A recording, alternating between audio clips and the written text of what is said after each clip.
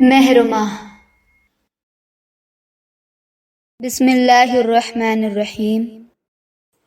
یہ کیسے ممکن ہے کہ جو دعائے شب قدر میں مانگی جائے وہ قبول نہ ہو، کیونکہ اللہ نے تمام مہینوں میں رمضان کے مہینے کو فضیلت دے کر اس کی رحمتوں کو، اجر و ثواب کو اس قدر بے شمار کس کے بھلے و فائدے کے لیے کیا ہے؟ کیا اللہ کے کسی ذاتی مفاد کے لیے کیا ہے؟ نہیں، وہ تو بے نیاز ہے۔ اس نے یہ سب اپنے بندوں کے لیے کیا ہے، اپنے ان بندوں کے لیے جنہیں وہ اپنے کن سے نوازنا چاہتا ہے۔ پھر اس فضیلت والے مہینے میں اللہ نے آخری عشرے کو بقیہ 2 عشروں پر فضیلت دے دی، ایسی فضیلت کہ اس عشرے میں خود اللہ کے حبیب تہبند کس لیا کرتے تھے اور زیادہ سے زیادہ عبادت کیا کرتے تھے۔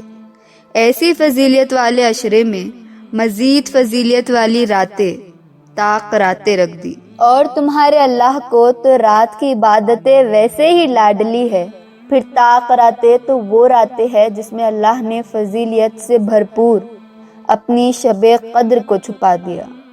کیسی شب قدر؟ جس کا نام اللہ نے خود رکھا۔ کیسی شب قدر؟ جس رات کی عبادت 1,00,000 سال کی عبادت کے برابر ہے۔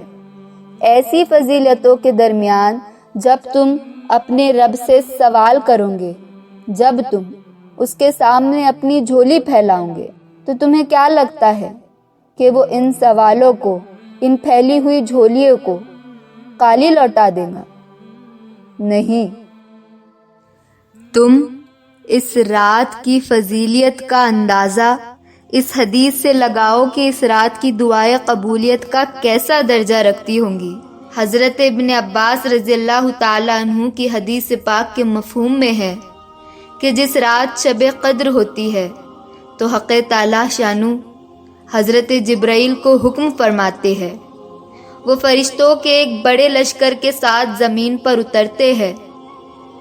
ان کے ساتھ ایک سبز جھنڈا ہوتا ہے جس کو وہ کعبے کے اوپر کھڑا کرتے ہیں، اور حضرت جبرائیل علیہ السلام کے 100 بازو ہے، جن میں سے 2 بازوؤں کو وہ صرف اسی رات کو کھولتے ہیں، جن کو مشرق سے مغرب تک پھیلا دیتے ہیں۔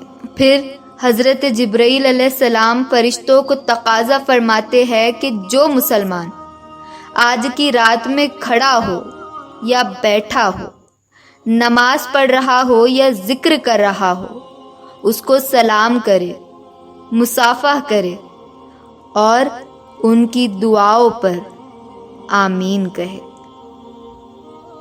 کیا حدیث پاک کے ان الفاظ کے بعد بھی تمہارے دل میں یہ شک ہے کہ اس رات کو کی گئی تمہاری دعائیں پوری ہوں گی یا نہیں ہوں گی؟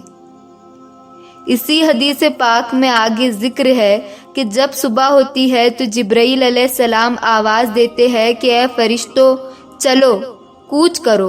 فرشتے حضرت جبرائیل علیہ السلام سے پوچھتے ہیں کہ اللہ نے احمد صلی اللہ علیہ وسلم کی امت کے مومنوں کی حاجتوں اور ضرورتوں میں کیا معاملہ فرمایا؟ تو وہ فرماتے ہیں کہ اللہ نے ان کی حاجتوں، ضرورتوں اور دعاؤں پر توجہ فرمائی۔ سبحان اللہ۔ اب آپ خود سوچئے کہ اس رات کی گئی دعائیں قبولیت کا کیسا درجہ رکھتی ہوں گی۔ مانگ لو ان راتوں کو، کیا پتہ کون سی شب قدر ہو۔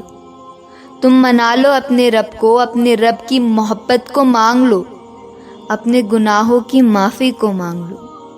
یقین کرو تم اس رات کو مانگ کر اپنے لیے یقینی معجزات لکھوا سکتے ہو، کیونکہ اس رات کی دعائیں جب عرش پر جاتی ہے تو اپنے ساتھ قبولیت کا پروانہ لے کر ہی لوٹتی ہے۔ اور اللہ کا تو عام دنوں میں یہ وعدہ ہے کہ جب میرے بندے مجھ سے سوال کرتے ہیں تو میں ان کے قریب ہوتا ہوں، اور ہر پکارنے والے کی پکار کو، سوال کو، فریاد کو، صدا کو، چاہے وہ زور سے کہے یا سرگوشی میں کہے، چاہے زبان سے نہ کہے، دل ہی دل میں خیال کر لے، میں تب بھی جواب دیتا ہوں، میں قبول کرتا ہوں۔ تمہیں پھر بھی لگتا ہے کہ وہ ایسی فضیلت والی راتوں کو تمہاری تڑپتی ہوئی آواز نہیں سنے گا؟ وہ تو ایسا رحیم ہے کہ اس نے شب قدر کو طاق راتوں میں چھپا کر بھی تمہارے لیے رحمتیں رکھی ہے۔ بظاہر تو اللہ نے متعین طاق رات اٹھا دی، مگر اس چھپانے میں بھی اللہ کی رحمت شامل حال ہے۔ وہ اس طرح کہ اللہ کو پتا تھا کہ آنے والے وقت میں غفلت ہوگی، آنے والے وقت میں نافرمانی ہوگی، اور پھر رات متعین ہوں اور لوگوں کو پتا ہو کہ آج شب قدر ہے اور پھر بھی وہ گناہ کرے، تو اللہ کے کیسے عذاب کے مرتکب ہوتے۔ اس لیے اللہ نے اس رات کو چھپا دیا کہ اگر میرا بندہ گناہ کر بھی رہا ہے تو اس لیے کر رہا ہے کہ اسے پتا نہیں کہ آج شب قدر ہے۔ سبحان اللہ، وہ ایسا رحیم رب ہے جس نے ہر سمت سے تمہاری جانب رحمتیں لٹائی ہے، اور اس کی رحمتیں تو منتظر ہے کہ وہ تم پر بھی برس پڑے۔ تم اس کی جانب بڑھو تو صحیح، ایک قدم بڑھا لو، وہ تمہاری جانب 10 قدم بڑھائے گا۔ تم اس کی جانب چلو تو صحیح، وہ تمہاری جانب دوڑ کر آئے گا۔ پر اس کے بھی چند اصول ہے، چند ضوابط ہے جو تمہیں بھی سمجھنا ہوں گے۔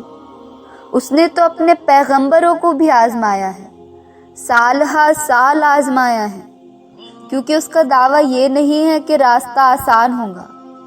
اس کا دعویٰ تو یہ ہے کہ وہ تمہیں منزل پر پہنچا کر رہے گا، بشرط یہ کہ تم اس پہ اپنے یقین کو پختہ رکھو، بشرط یہ کہ تم اپنے ایمان پر ثابت قدم رہو۔ ہاں، مشکلیں آئیں گی، حالات بھی دشوار لگیں گے، مگر تمہیں ہمت نہیں ہارنی ہے۔ اگر تم نے یہ کر لیا تو پھر تم اس کا وعدہ پورا ہوتا ہوا دیکھو گے، پھر تم قبولیت کے معجزے دیکھو گے۔ تمہاری ہر پریشانی کے لیے وہ تمہیں کافی ہو جائے گا۔ ارے جب زندگی فانی ہے تو اس میں رہنے والے غم کیسے مستقل ہو سکتے ہیں؟